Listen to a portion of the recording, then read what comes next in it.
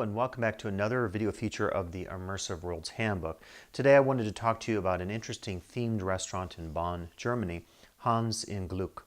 And this restaurant uses this fairy tale of Hans in Luck as a way of theming its environs as you step inside the restaurant. So I had a chance to visit this restaurant while I was in Bonn, Germany for a theme park studies conference, actually part of a project that will be going on for the next couple of years or so. And the organizers of the conference were really nice to take the participants out to visit this interesting restaurant. Just a few days before my visit in Bonn, I had been in Nuremberg, Germany, and there was another one of these restaurants. Indeed, it's a chain throughout Germany, and I'll show you the map here so you get an idea of some of the locations. So I think it's a pretty clever way of using a fairy tale as a way of connecting brand identity with the guest. And actually I discovered recently that in addition to the locations in Germany, they also have one in Singapore.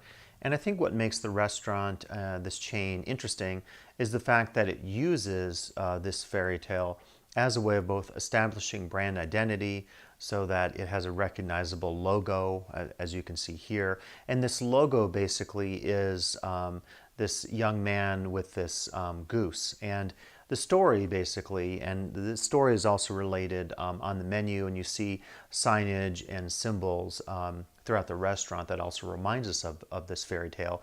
But the story basically involves this fellow who receives a series of gifts and he trades these. It's sort of like be a good story, I think, for an anthropology class on gift exchange if you read Moses the Gift or something like this, because basically he gets one animal, trades it for another animal, trades it for another one, and then in the end he trades it for, I believe it's a grindstone, and that falls into the river and he's left with nothing. And the parable, if you will, the moral, the lesson of that fairy tale is the idea that maybe you shouldn't always be seeking material goods and being unsatisfied with those goods and so forth. And certainly in a consumer society, I think we've all experienced this where you buy something and you grow tired of it and you want something new and something that you perceive to be better. And going back, this is one of the Brothers Grimm fairy tales.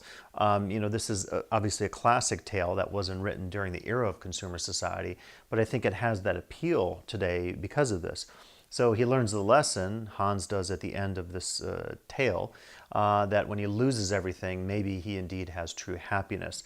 And throughout the restaurant, they intersperse, some of the quotations like you see on the menu. If you go to their website, they have a lot of information about this particular fairy tale. And then as you walk throughout the restaurant, you'll see exemplifications, illustrations of the fairy tale in the various settings of the restaurant. Now, when I visited the location in Bonn, I took a little bit of video here that I'm showing you. I wouldn't say there's a ton of theming in this restaurant. I mean, it's basically set up like a forest, and I had a chance to look at other examples of the restaurant, including the one in Singapore online, some of the others throughout Germany. And essentially this is the theme. So they have these, would appear to be maybe, I don't know if these are aspen trees, but they have these very thin trees in the restaurant. So you're in a sense walking inside a forest type space. And I think that particular theming is kind of clever. You see other examples of maybe what you'd see in a forest, very idyllic, bucolic setting of nature, birdhouses on the wall, mixed in with some modern touches like lights and so forth. As you walk towards the back of the restaurant, and I'm not sure if this is found in all the locations, there's basically a wishing well there. So you could say that not every decor element that you see inside the restaurant connects directly to the fairy tale, but I think it does establish a setting, a sense of place and ambiance for the guests. It's not over the top. It's not one of these that I would say is a form of theming or a themed restaurant that really envelops you within the storyline, within the space. It basically serves as a backstory, the fairy tale of Hans in Luck, but it doesn't get elaborated on very significantly. I had a chance to go downstairs and they had some interesting, I spoke with one of the organizers of the conference and they mentioned that in German, the signage for the loo, the bathroom basically, is a slang. So instead of the bathroom, it has more the connotation of loo. So it sort of has that, country feel to it in terms of the signage. But when you actually go inside the restroom, there isn't anything in there that is themed per se. So the theming, I think, is kept to a minimum, and I think it's an example here in the use of a fairy tale. It does, as I said earlier, the two things: establishes the brand identity that we see with the logo that is iconic for people when they travel throughout Germany, that maybe they understand that this is the chain of burger restaurants. And then the second thing is it does establish a little bit of ambiance for the guest on the inside of the restaurant, maybe just enough to take you outside of your typical everyday life in terms of establishing the ambiance through decor and so forth.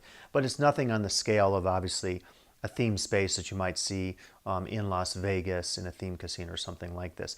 But all the while, I think it's an example of illustrating to us the fact that themed spaces come in all types of the shapes and sizes, different themes, and different elaboration of themes. So in this particular case, if we had a scale here, and we talked about fully immersive theming on the one, and on the other we talked about very little theming, or maybe more towards this side, subtle theming. Hans in Gluck definitely fits in with that subtle theming, the ambiance, the brand identity, but not a lot of elaboration in terms of the storytelling, other than a few signs that you see in the restaurant, the textual information on the menu, some of the stuff on the website, and then the decor throughout the restaurant, which of course has, I think, a very, as I mentioned earlier, generalized and non-specific connection to the theming, to the fairy tale.